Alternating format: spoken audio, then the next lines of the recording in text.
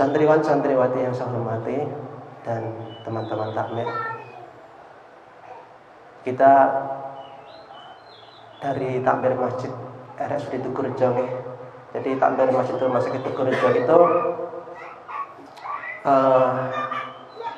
salah satu kegiatan yang sudah rutin adalah kunjungan ataupun anjang sana, baik ke panti, yayasan, pondok pesantren, dimanapun yang kita punya afiliasi, artinya mungkin bisa mengajukan secara organisasi, bisa secara pribadi, ataupun lisensi dari teman-teman kita.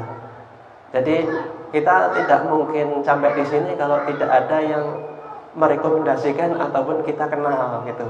Mohon maaf ya, karena memang keterbatasan kita, karena kita orang kerja, jadi tidak fokus pada kegiatan sosial ini. Jadi kita fokusnya adalah di pekerjaan sehari-hari.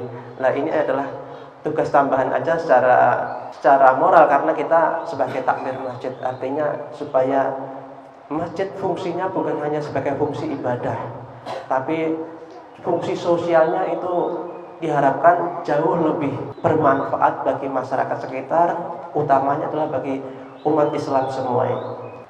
Takmir-takmir masjid itu bangga dengan kasnya yang banyak-banyak, tapi hanya untuk kegiatan peribadatan saja. Sedangkan di sekitarnya lupa ada anggota masyarakat, ada umat Islam yang kurang terperhatikan. Jadi alhamdulillah kita di Rumah Sakit Tugurejo Semarang, kita mengedepankan bahwa karena kebetulan kita di rumah sakit untuk fasilitas peribadatannya sudah di backup dari kantor, artinya untuk fasilitas masjidnya dan sebagainya insya Allah tidak akan keteteran. Nah, kita berpikir bagaimana supaya infak, zakat, sedekah dari para jamaah masjid dan karyawan di Rumah Sakit Tugurejo ini bisa lebih berdaya guna dan bisa langsung dirasakan manfaatnya, efeknya oleh umat Islam di sekitarnya. Adik-adik mungkin yang sudah cukup ilmunya di sini merasa cukup, dan nanti misalkan sudah mau mandiri, butuh modal kerja, kita harapannya seperti itu.